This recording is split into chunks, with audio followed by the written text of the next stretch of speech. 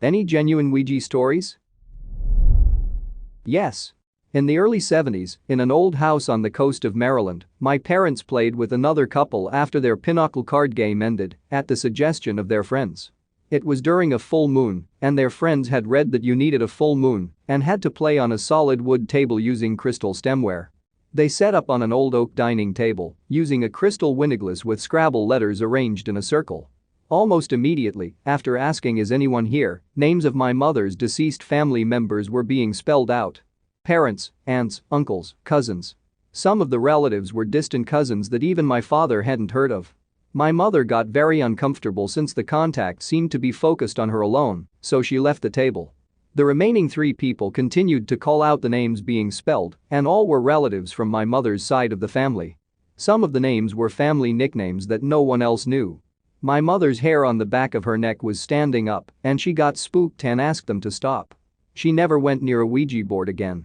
I later learned that she walked away from a nurse's training scholarship after 1 year because she was depressed, but also because she was having episodes of knowing when people had died. In one instance, she almost fainted walking past a closed hospital room and sensing that her cousin was dead on the other side of the door. He had died unexpectedly, and his next of kin had not yet been notified. She had no knowledge that he was ill or in the hospital that day. She had several of these experiences, to the point where she was afraid to go near the morgue in the basement. Her mother had also had similar premonitions of knowing someone had died before getting the phone call. The Ouija board was too close to the bone for Mom, and she has never dabbled or even wanted to talk about what happened since. Of course, all her kids played with a traditional set, and nothing of interest ever happened to us. I guess the paranormal connection stopped with her. I swear to God this is all 100% true. My friend lived in a really old, super creepy house, and she had an older sister who was into Ouija. Being the young, impressionable girls we were, we naturally borrowed the board from her closet one night and set it up in the basement. We were 11 and desperately wanted to be older than we were. So we start playing and something immediately comes through. It's answering questions for us, but is giving us a really weird vibe. We didn't Google it or read the rules before, so we were asking questions that we should not have been. We were all talking and likely not being as respectful as we should have. Just to set the scene. Her basement was creepy as heck. It was built before fire codes existed, and the basement didn't even have a window. It was small, damp, dark and scary to begin with. We're all hearing things move behind us. It felt like we were in a room full of people even though there were only 3 of us. I remember we all had one finger on the planchette and, genuinely, we were all terrified. There is no way we could have moved it. We actually tried to move it after and it didn't work. Anyway. We asked how the spirit, a male, died. He said fire, and I kid you not, her ancient wood-fired fireplace started flaming. I repeat. Her fireplace that requires you to physically start a flame just started burning. We did not close the board and made many mistakes after that. And something definitely followed us for a long time. The last year or so, it scared off all of us. Creepily enough, we also used to have the same reoccurring nightmare that had the same demon guy in it. My brother and his friends took our Ouija board to an abandoned one-room schoolhouse in our neighborhood on Halloween night about 10 years ago. I stayed behind with my boyfriend at the time because I was too afraid of a roof collapse or getting caught by the police to go inside an abandoned building. When the group returned a couple of hours later, they told us about an extremely creepy experience they had while using the board in the schoolhouse. The only open entrance to the school led directly into the 2nd floor, where they set up the board. They began a session and were asking general questions like, "Are there any spirits present?" and "What is your name? When did you die?" The only response they got, however, was, "Look underneath." They started looking around and found a staircase that led them to the ground level. On the ground floor, there was a single bedroom and mattress in the middle of the floor, which was directly beneath where they had been sitting with the Ouija board. They looked under the bed and found a pile of old, dirty, creepy children's toys. The toys weren't out of place in a one-room schoolhouse, but the bed definitely was. Who would have been sleeping there? And why did the toys get placed in a pile under it? Nobody in the group had ever been in the schoolhouse before, and they think the Ouija board directed them to find this bed and these toys for some reason, although we have no idea what that reason may be. I've never tried one, but my mom said she did when she was a rebellious teen. This will be long, but bear with me. She attended a Catholic school and slept in a dorm with roommates. One day, they decided to play with a Ouija board and it would just land on random letters but never spell anything. She says they heard a couple knocks here and there, but they would all laugh and brush it off. What left her and her friends traumatized was what happened later. She says really late in the night, she heard creaking from the floorboards outside. Her roommates did too and were all awake and paranoid. My mom's friend grabbed a flashlight and shone the light around and noticed one of their friends was missing.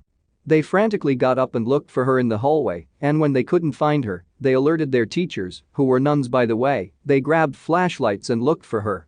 They went into the school chapel and there she was, in front of the podium on her knees, with her head bowed down. My mom remembers her teacher saying, "Why are you in here? It is so late." My mom said that her two roommates, and three nuns saw this girl start bouncing on her knees, like literally bouncing like a basketball while kneeling. She said that she was bouncing so high that if you were right in front of her, her knees would reach the height of your chest. My mom and her friends screamed while the teachers went to hold her down and started praying like they've never prayed before. The story made their small town newspaper and shook the locals to their core. My mom can't even look at a Ouija board. Now she's convinced a demon possessed her roommate that night. They took her to a hospital, but her family moved to another country and they never saw her again. I half think they're a joke and half that they're incredibly real and not to be messed with. Of course, I'd love to just try it out and see if it really is just a bunch of fake, but I'm too afraid. My mom has been very adamant that when she played, she had some sort of evil spirit follow her. She was in high school when she played it with a friend, and when she asked its name, it gave 3 initials.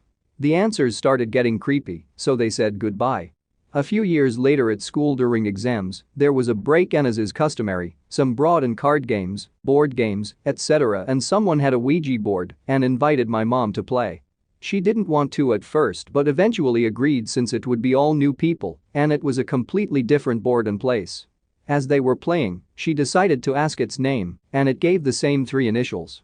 Immediately, she said goodbye and closed the game off correctly and said they would have to play without her. She said she hasn't touched one since and has told me all throughout me growing up to never even look at one. I can probably update this later when I ask what the Ouija board did said that freaked her out so much, but she just headed off to work. She isn't even that religious. I believe her. I had enough to quit using them forever. The worst experience was when I was with my sister as a kid. My big sis never hung out with me or did anything with me. She was always too cool and proud. She very reluctantly agreed to do the Ouija with me. I was only 11 or so, she was 15. Whatever spirit we got was evil and hated her. It was singing out horrible insults at her, spelling out words I didn't even know at the time, and made the mistake of asking my mom about later, CNT, for example. The whole thing made my sister very upset and she was convinced I was moving the piece. We had candles lit around the board and when they suddenly went out, she screamed at me and kicked me out of her room. She thought I blew the candles out, but I hadn't.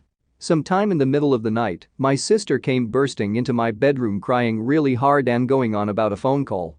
Turns out, the phone had rang and on the other end of the line, she said it sounded like an old man very far away. She said it was like he was talking through a long tunnel or something. He was cursing at her and calling her all of the names that the Ouija spirit had been calling her. She was shaking and asked to sleep in my bed with me. Her reaction was far too real for her to have just been messing with me. She, little miss most popular girl in school, would have never cried to me at that point in our lives. She certainly never would have crawled into my bed. So, I believed her. I had already had some other scary experiences with the board anyway, so that was the last time I touched one of them. Not me, but my mom worked in a psych ward in a hospital, and some nurses were telling her about how they played Ouija before my mom started working there. So around 8 nurses were there altogether and were involved in the game, except one who said she didn't want to play, and so she just watched the others play. The board then told the nurses that the nurse who didn't join in would rot from the inside out. The nurses thought one of them was playing a joke on the left-out nurse, and so they kept playing. Anyway, a couple months later, the nurse who didn't join in goes for a checkup, and it turned out she had breast cancer, but it was too late and she died. From the inside out. 7th grade, 2 school friends and I had made an entire Friday night of it. We were going to stay at his place. His parents were out of town. His sister was at her boyfriend's place. Friday after school, we rode our bikes to Toys R Us and purchased a Ouija board, went to the Blockbuster and rented Exorcism 1 and 2, they didn't card back then. It was a weekend. We watched Exorcism 1, it was about 10 p.m, we were already a little freaked out, ate our delivery pizza, and out came the Ouija board. We asked some basic questions. Is anyone there? Yes. Are you human? No. And this, I remember very clearly like it was last night, were you ever human? It didn't move, so we took our hands off it. The planchette shook and moved an inch then stopped. Flurbo that. All three of us kind of gasped, and then we boxed it up, opened the garage door, put the Ouija board and the movies on shelf next to the trash can, locked the door, then went into my friend's room, locked his bedroom door, and proceeded to doze off and on for the rest of the night, trying our best to lighten the mood and failing miserably. In the next morning around 8 a.m., we decided to ride our bikes down to the local Denny's for some pancakes. We were exhausted and a bit out of it. We all got dressed and walked out to the front door, and there it was, sitting perfectly on the kitchen table again, the Ouija board box. This time, we didn't gasp, we screamed, there were some curse words. I remember being scared fleebless, grabbed the box, unlocked the garage door, ran into the garage, shoved it in their trash can, and ran back inside like the boogeyman himself was on my heels. We rode down the Denny's and stayed there until his parents got home after noontime. We didn't talk about it ever again, and we never wanted to stay over at that friend's house again. There was always another reason to stay somewhere else.